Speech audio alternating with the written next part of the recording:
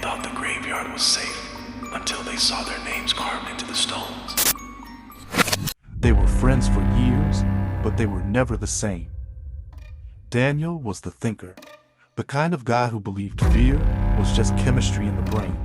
No ghosts, no curses, only logic. Jake was the loud one, always joking, always filming.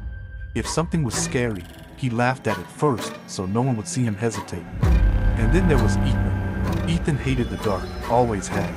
But he hated looking weak even more, so he never said anything. The challenge was Jake's idea. 5 minutes inside the city graveyard at midnight. One take, no cuts, no leaving early, easy content. Before they even entered, something felt wrong. All three checked their phones. Every clock was frozen at Nolo. Daniel said it was a glitch. Jake laughed. Ethan stared at his screen a second too long. When the iron gate closed behind them, the sound echoed longer than it should have, like it didn't want to stop. Minute 1 was quiet. Just wind sliding between gravestones.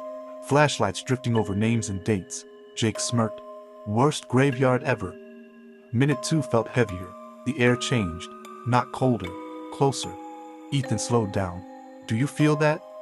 Daniel turned the camera around. Nothing was there, but the image flickered. Minute 3, Jake stopped joking. His light froze on a gravestone. His name was carved into it, perfectly, with today's date underneath. He laughed, but it cracked halfway through. Okay, that's not funny. Daniel stepped closer. The next grave had his name. The one after that, Ethan's. Ethan backed away, shaking his head. No, we're standing right here. That's when they realized the path was gone. The graves had shifted. The entrance wasn't behind them anymore. Footsteps echoed nearby. Too slow, too deliberate. They spun the camera around. Static filled the screen for a second. Then silence. Minute 4.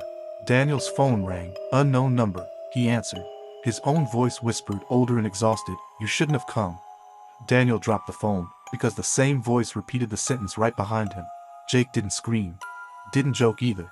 "I see something," he said quietly. Something only he could see. Something getting closer. Minute 5. Ethan's phone turned on by itself. A video started playing.